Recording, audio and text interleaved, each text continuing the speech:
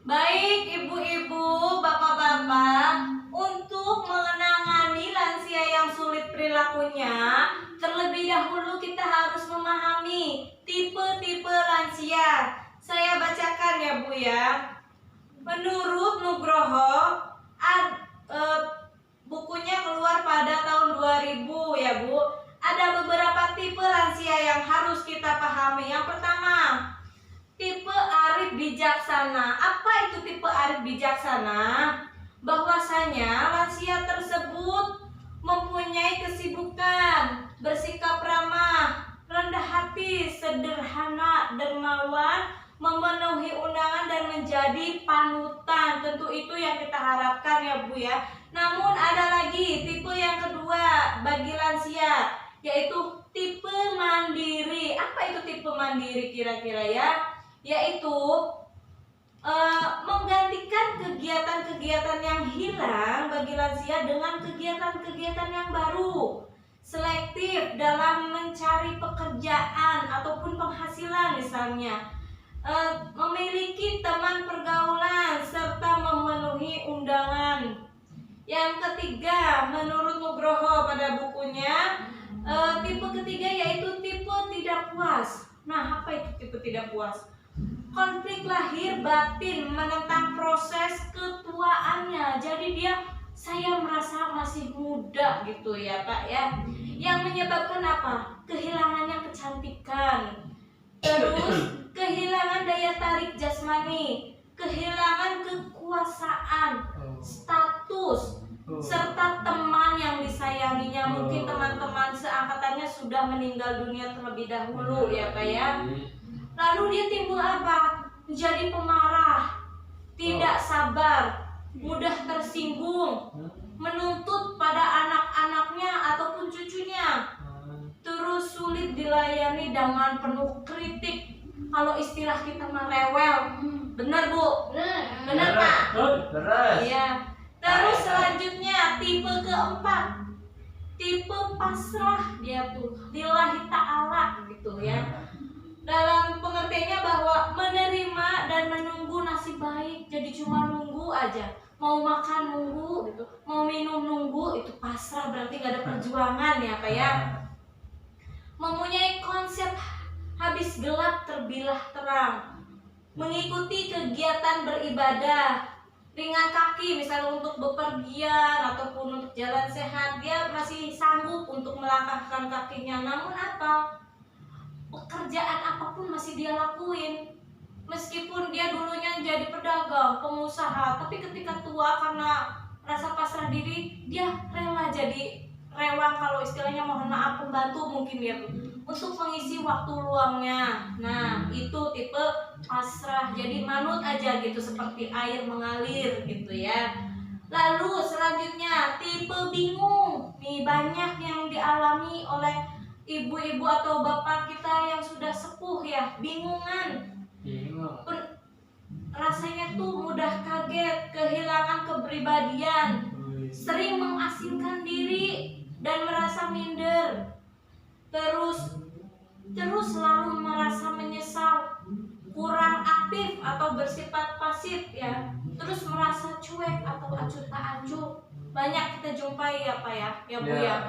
Orang tua atau udah sepuh merasa lah gitu, kalau kata Sunda mah nyah gitu ya, acuh tak acuh. Nah, namun pada buku lain yang menyebutkan jenis-jenis lansia yang dikeluarkan oleh Dr. Setia Juwana SPKJ, spesialis kejiwaan ya Bu ya, berarti menurutnya bahwa ada 5 tipe psikologis bagi usia lanjut. Yang pertama, tipe konstruktif.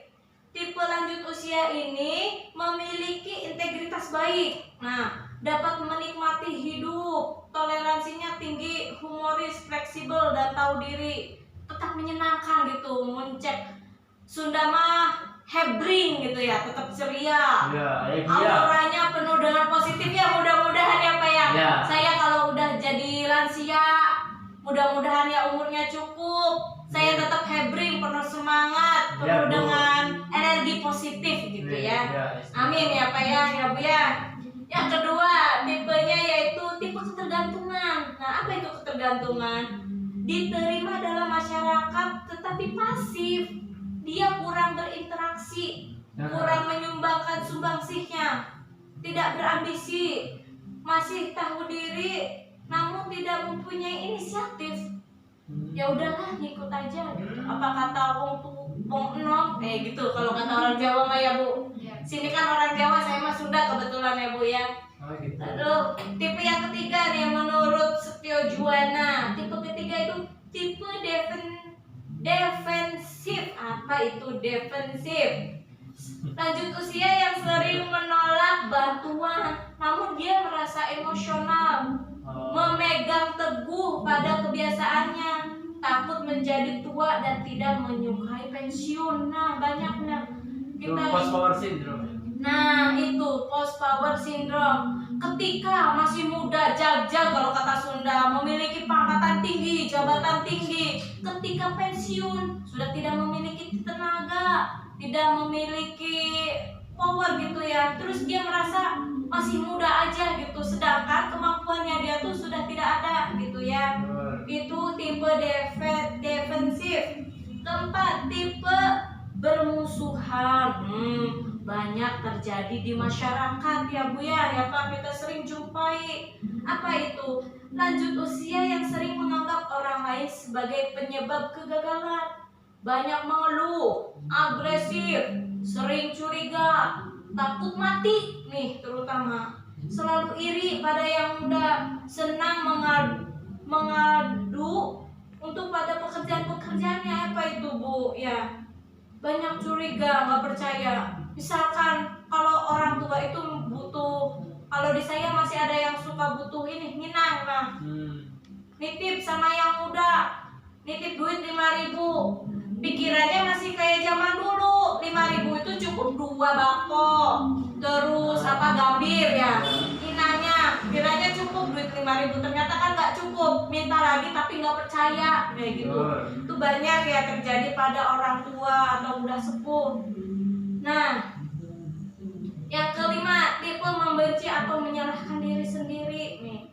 Tipe lanjut usia ini sering mengkritisi pada dirinya sendiri, tidak mempunyai ambisi, penurunan kondisi sosial dan ekonomi, perkawinan yang tidak bahagia tetapi dapat menerima proses penuaan, dan tidak iri terhadap yang muda, menganggap kematian sebagai kejadian yang membebaskan dari penderitaan. Nah, banyak ya Bu, udah sepuh, penurunan kondisinya, jadi dia merasa udahlah Pak, saya mah ya Allah, saya mah pengen mati aja, saya mah hidup kok kayak gini. Nah, merasa tidak percaya diri ya Bu ya, selalu menyalahkan diri sendiri, hidup nyusahin anak terus, saya pengen mati aja ya Allah. Banyak ya Bu kejadian, banyak. Saya melihat contoh ini, dulu dia tuh rewang saya, dia kayak gitu, setelah sepuh usianya mungkin nyampe 100 tahun, dia hidup hanya tergeletak di atas lantai, beralaskan kasur, pakein pampers nggak mau, suruh makan nggak mau, mintanya cuma apa? Ya Allah, saya pengen mati aja. Namun apa boleh kehendak ya, Allah masih menitipkan umurnya, masih memperpanjang usianya. Meskipun dia minta apa, jungkir balik, kalau belum Allah menyampaikan untuk mencabut nyawanya, belum bisa. Namun dia terus menyalahkan dirinya aja ya. Jangan sampai ya Bu ya. Lalu setelah saya tadi ceritakan tipe-tipe lansia dapat kita pahami ya Pak ya Bu ya. Lalu kita pasti dari tipe-tipe tersebut mengalami ada permasalahan. Namun bagaimana penanganannya? Tentu setiap tipe yang tadi saya sebutkan memiliki penanganan yang berbeda. Meskipun misalnya itu satu permasalahan, saya contohkan. Misalkan dia ibunya rewel tadi ya, yang saya sebutkan seperti ibu ya, tipe yang ini tidak puas nih, udah sering tidak merasa puas ya terhadap lingkungannya, lalu dia kondisi fisiknya terhalang, misalkan dia mohon maaf mengalami stroke, tapi dia sering merasa tidak puas. Ujung-ujungnya apa, Bu? Sebagai anak, sebagai keluarga harus pertama sabar. Sabar ya Pak ya Bu ya. Kunci utama itu lillahi ta'ala. Kita hanya mengharapkan ridhonya ya. Sabar. Bapaknya ya Pak, ya Bu ya. Iya.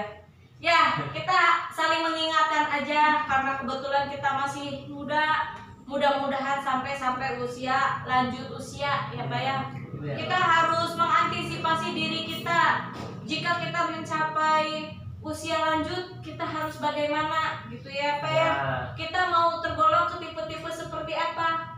Yang bijaksanakah, yang mandirikah, yang tidak puaskah, yang pasrahankah, apa yang bingungan gitu ya Pak ya Bu.